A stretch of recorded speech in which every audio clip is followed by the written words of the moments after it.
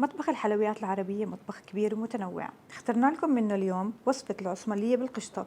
رح نحضرها بطريقة جدا سهلة، مكوناتها موجودة بالبيت. خلينا نشوف الطريقة مع بعض. عندي 4 أكواب من الحليب البارد،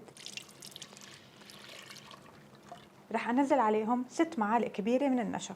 لازم يكون الحليب بارد مشان ما يكبتل معي النشا.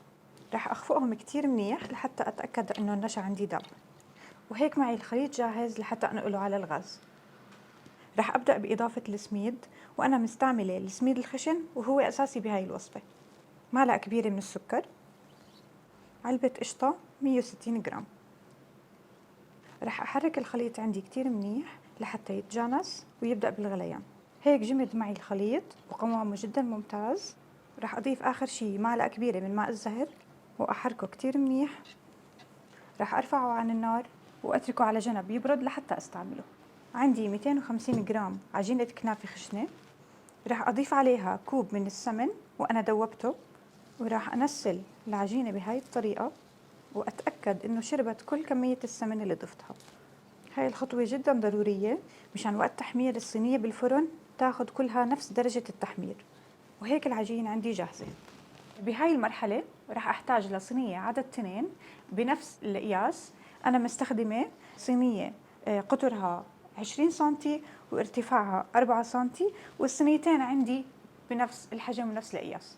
رح أبدأ بالصينية الأولى وأوزع فيها عجينة الكنافة اللي عندي. بالبداية رح أوزعها بهاي الطريقة، أتأكد إنه تغطت عندي كل المساحة بهذا الشكل وإنها تكون موزعة بالتساوي.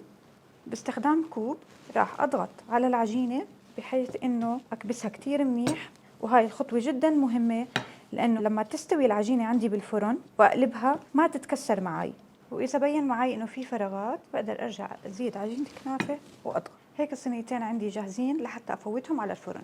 عندي الفرن محمى مسبقا حرارة 180. راح أحطهم على الرف الأسفل، تقريبا رح ياخدوا 10 دقايق وبعدين بنحمرهم من فوق.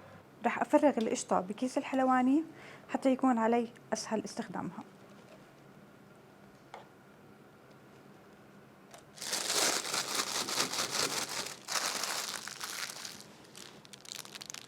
هلأ عشان أتأكد إنه أخذت التحمير المناسب، أول إشي عندي العجينة صغرت شوي، صارت تتحرك جوا الصينية وأطرافها صار لونهم ذهبي، هيك معناتها إنه التحمير من الأسفل كافي.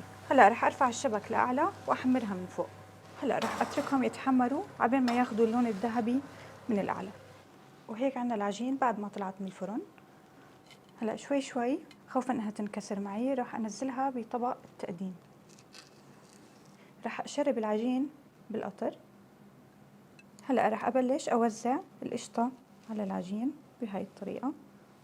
هلأ راح أحط الطبقة الثانية من عجينة الكنافة اللي عندي، وراح أرجع أشرب الوجه بالقطر. بنزينها بالفستق الحلوي. راح نضيف شوية قشطة على الوجه، انتو كمان بتحبوا تزينوها بالطريقة تلاقوها مناسبة. وآخر شي راح أضيف عليها الكرز المعلب.